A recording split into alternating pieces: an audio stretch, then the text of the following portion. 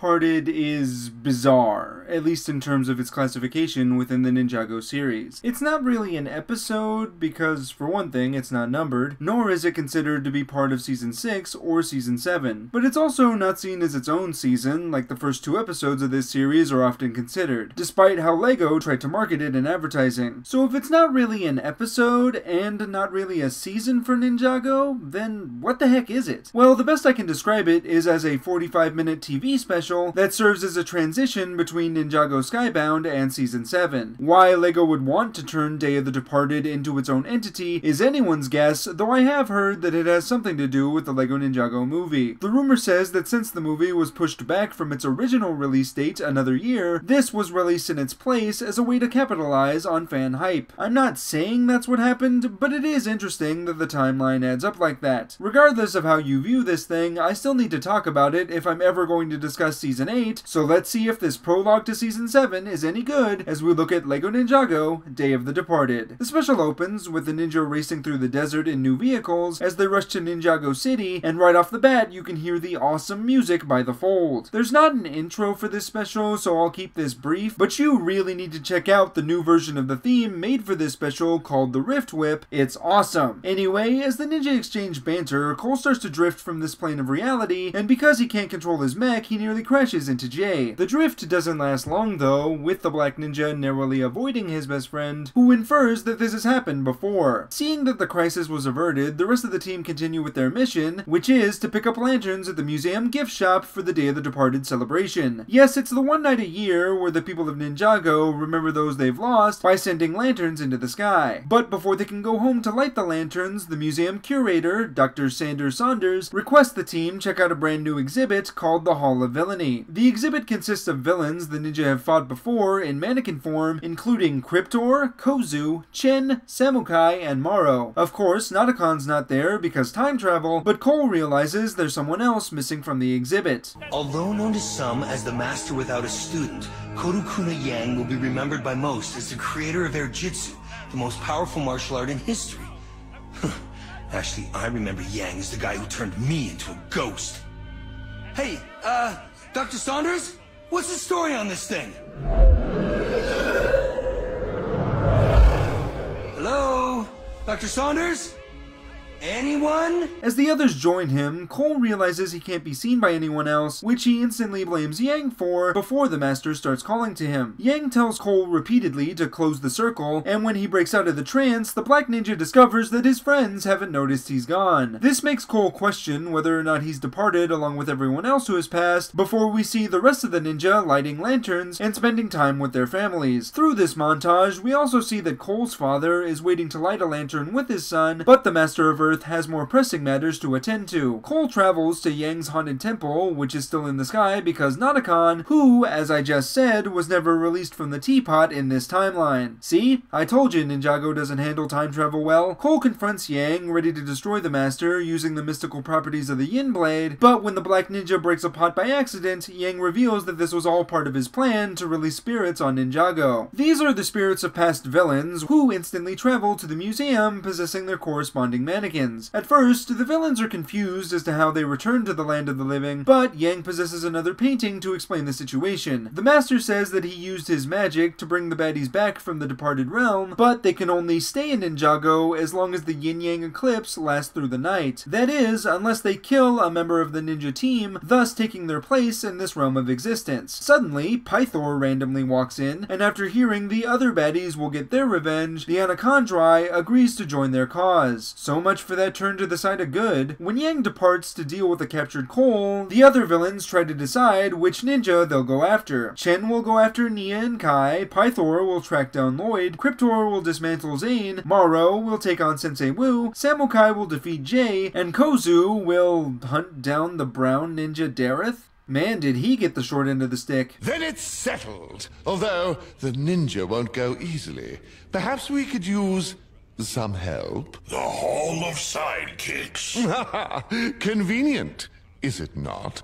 I know, it almost sounds like bad writing. Cut to Cole, who tries to convince Yang's cursed students to help him out, but the master says it's useless before delving into his backstory. In the past, Yang dedicated his life to the study of martial arts, so much that his research led to the discovery of the Yin Blade, whose magic was so powerful, it was said to hold the key to eternal life. Wanting to be forever remembered, Yang learned how to use the blade's magic, but when he tried to make himself immortal, he ended up cursing himself along with the temple. However, now that the Yin-Yang eclipse has fallen on the Day of the Departed, Yang plans to use the Yin Blade's power to cut open a rift so he can return to Ninjago a mortal man. Cole says the master won't get away with this, adding that the other ninja will show up when they realize he's missing. But Yang shows Cole that his friends will be too busy fighting for their lives to come save him. Sure enough, the other ninja engage in battle with their former foes as well as their henchmen, except for Pythor, who was specifically told about the Hall of Sidekicks. Kozu also confronts Dareth at a concert for the Royal Blacksmiths, and after realizing the Stone Army is after him again, the brown ninja desperately searches for the Helmet of Shadows since it can control the Stone Warriors. Cole, in the meantime, manages to take out the person guarding him, and ends up fighting through all of Yang's students as he tries to stop the master all by himself. We then see Morrow as he confronts his old sensei again, but rather than try to kill him, Morrow warns his master that the other ninja are in danger, so the two go off to help the others. Jay already has help though, in the form of Ronin, who was looking to get some free scrap metal, and after the rogue gives him an opening, Jay takes out Samukai. The other ninja don't even need that much help, since once they get the upper hand in their respective fights, they defeat their enemies rather easily. Heck, Dareth even finds the Helmet of Shadows and orders the Stone Army to take out Kozu. The only villain who survives the ordeal is Pythor, but given how quick his heel turn was, I have no idea if he'll continue his evil ways after this. The ninja soon meet up at the museum, where Morrow tells them of Yang's plan, and after the ninja realize they forgot about Cole, they head to Yang's temple on the Bounty. Before they head out, Wu thanks Morrow for his help, and as they leave, Morrow returns to the exhibit, ready to leave his body, this time as one of the ninja. Cole, in the meantime, confronts Yang on the roof of the temple just as the master opens the rift, and engages in battle, hoping to stall Yang long enough so the rift will close. However, since Cole is exhausted from fighting all the other students, Yang's able to get the upper hand, and after reminding the black ninja that he's all alone, Cole starts to fade away. At that point, Cole hears his friends as they call from the Bounty, which gives him the strength to keep fighting. I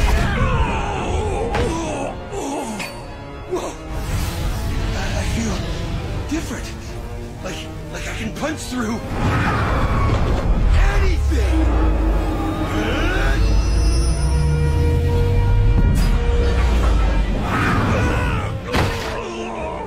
Well, that's new. Seeing their master defeated, the students break away from his spell, so Cole tells them to head to the rift so they can fully reclaim their freedom. With his students gone, Yang pouts that he's a failure, telling Cole that the only reason he did this was so he wouldn't be forgotten. But the black ninja points out that Yang is already remembered as the creator of air jitsu. Cole still feels bad for the master though, so he takes him into the sky so they can go through the rift together, but halfway up, Yang says there still needs to be a master of the house for the temple, so he throws Cole into the rift as a way to settle his debts. The resulting explosion causes the Bounty to crash right next to the temple, but when the ninja try to look for Cole, he's nowhere to be found. Fearing that the Master of Earth didn't make it to the rift in time, the team mourns the loss of their fallen brother, at least until Cole shows up, revealing that he's mortal again. Our heroes celebrate over this turn of events, as well as the fact that the temple looks good as new, so Cole mentions that it would be a good place to train. We then fade to the following year, with Cole recounting the story at a campfire, and saying that Jay was afraid to move into the temple out of fear it's still haunted. Jay asks again if there are any ghosts, with Cole saying no while giving Yang a knowing wink. And the special ends with everyone sending lanterns into the sky. So that was the LEGO Ninjago special, Day of the Departed, and it's not great. Sure, the basic premise is decent enough, and it was cool to see old villains return to this show after so long, but the execution leaves a lot to be desired. I'll go ahead and touch on the few things that I thought worked in this special first, just so I can ease people into some of my bigger issues here. The main compliment that I can give this special is that the production is absolutely solid. Everything from the music to the animation and the action sequences all work together to create a fun viewing experience, with the tone being more in line with your typical Halloween special. Personally, I think that Possession was more dark overall as a season, but I can still see this as an entertaining watch for younger viewers. Speaking of Possession, I also thought that Morrow's characterization here was also really well done. And it was nice to see that the Master of Wind's character arc was effective, since he now wants to help the ninja stop Yang. I've heard some fans complain that Morrow acting like a good guy now is unjustified, but I would argue that his actions in this special are much more consistent than Pythor's, who totally turns his back on the ninja now that he has an opportunity. I get that Pythor was the major villain of Season 1, so it would be weird for this bad guy reunion to happen without him, but given that the last time we saw him, he was helping the ninja save Ninjago, it's even more confusing for him to join Yang's scheme just because he, all of a sudden, wants revenge. I guess this is what happens when you have someone other than the Hagemans writing this show. Yes, Dan and Kevin weren't able to write this special due to working on DreamWorks Troll Hunters for Netflix. Side note, if you haven't seen Troll Hunters yet, I highly recommend it, that show's fantastic. But because the Hagemans were busy, Day of the Departed was instead written by David Shane, and not to be rude, but you can certainly tell there's something different in how this special is written compared to the rest of the show. For starters, Day of the Departed has a large focus on action, with a good chunk of the runtime being taken up by fight scenes, at least until they're cut short rather abruptly because of the special's runtime. However, it's not just the action sequences that suffer from rushed pacing. A lot of the major character moments either come out of nowhere or don't make sense within the show's continuity, and I'm not just talking about the time travel inconsistencies. Sensei Yang starts as a good villain, he has a motivation and an evil plan to get what he wants, but as soon as he's defeated by Cole, he suddenly goes into this sob story about not wanting to be forgotten. Don't get me wrong, that's a solid motivation for a villain to be doing what Yang's doing, but the problem is that element comes way too late in the story for me to care. I also don't understand why Cole has to be the one to tell Yang that he's already well remembered, since in his introductory episode we saw that Yang's temple was a pretty well-known tourist attraction. Speaking of Cole, he's pretty good as the main ninja that we focus on, but his whole motivation for going after Yang in the first place is kinda flimsy. After all, wasn't he the guy who said this after being turned into a ghost? In case you haven't heard, I'm a ghost.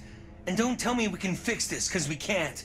Well, it turns out you can, you just weren't looking hard enough. On top of that, the last time we saw Cole, he seemed pretty happy with his new lot in life, having just learned invisibility, which is one of the few things that is actually canon from Skybound. Now, though, he's randomly drifting off from reality, so he hates Yang for turning him into a ghost in the first place. I think this would have worked better if there was more of a concrete reason for Cole drifting, like saying he will continue to fade in and out unless he returns to the temple. That would give Cole a better reason to want revenge, since he now has to be Yang's slave for all of eternity, allowing Yang to goad the Black Ninja into his trap by saying Cole can destroy him with the Yin Blade. Still, the fact that Cole is now back to normal has me intrigued, especially since he seems to have tapped into a new power, and I'm curious to see if that scar he has now will play into anything going forward. Overall, Day of the Departed is a mess. What could have been a really unique story about the ninja confronting their worst enemies again, with Cole at the forefront, is instead brought down by fights that drag, except for when they don't, with some character motivations that aren't that well thought out. It really feels like this special was just the first and last episodes of an entire season of Ninjago, stitched together, and I honestly think Cole's story deserved all 10 episodes. At least if it was given more time, I might have been able to recommend this. Anyway, now that I've finally gotten this far in my Ninjago reviews, it's time to delve into some uncharted territory. Up to this point in the show, I had seen every Ninjago episode as it aired, but I made a conscious decision a few years ago to not watch new episodes until I got caught up, just to create an element of surprise for me as a fan. And let me tell ya, it has been quite the chore avoiding spoilers for the past years. But I am planning to put out videos of me reacting to Season 7 for the first time, so that's at least something for you guys to look forward to as I work on the next season review. So please join me next time as the ninja dive into the deep end of time travel with LEGO Ninjago: The Hands of Time. I'm Nick, aka IronBat1993, reminding you to Ninja Go!